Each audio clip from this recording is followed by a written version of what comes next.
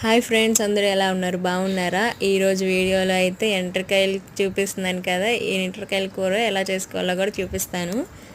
ముందుగా అయితే ఇక్కడ ఒక కడాయి పెట్టేసుకొని దాంట్లో తగినంత ఆయిల్ వేసేసుకోవాలి. ఇక్కడైతే మేము కిలో తీసుకున్నాం కాబట్టి ఎండ్రకాయలు దానికి తగినంత ఆయిల్ వేసుకున్నాము. అయితే సన్నగా తరిగి పెట్టుకున్న ఆనియన్స్ ముక్కలు కూడా వేసేసుకొని దాంట్లో ఉప్పు వేసుకొని కొంచెం వేగనిచ్చిన తర్వాత టమాటా ముక్కలు కూడా యాడ్ చేసేసుకొని కొంచెం కరివేపాకు కూడా వేసుకుందాము.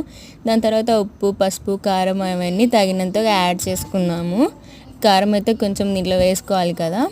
ఆ గ్రేవీ అనేది కొంచెం దగ్గర పడిన తర్వాత ఎండ్రకాయ ముక్కలు అనేవి మనం ఈ టైంలో యాడ్ చేసుకోవాలి. అరిసి చూడండి, నేను వేస్తానని చెప్పి ఎండ్రకాయ ముక్కలు వేసేస్తున్నాడు ఇక్కడ.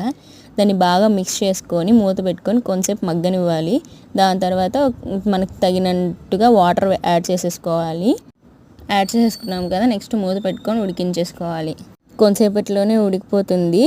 దాని తర్వాత ధనియాల పొడి యాడ్ చేసేసుకొని మళ్ళీ మూత పెట్టేసి ఒక 2 నిమిషాలు అయిన తర్వాత స్టవ్ ఆపేయాలి. ఈ ఎండ్రకాయ కూరని వేడి వేడి అన్నంలో వేసుకుంటే ఎంతైనా తినేస్తాం కదా, అంత సూపర్గా ఉంటుంది.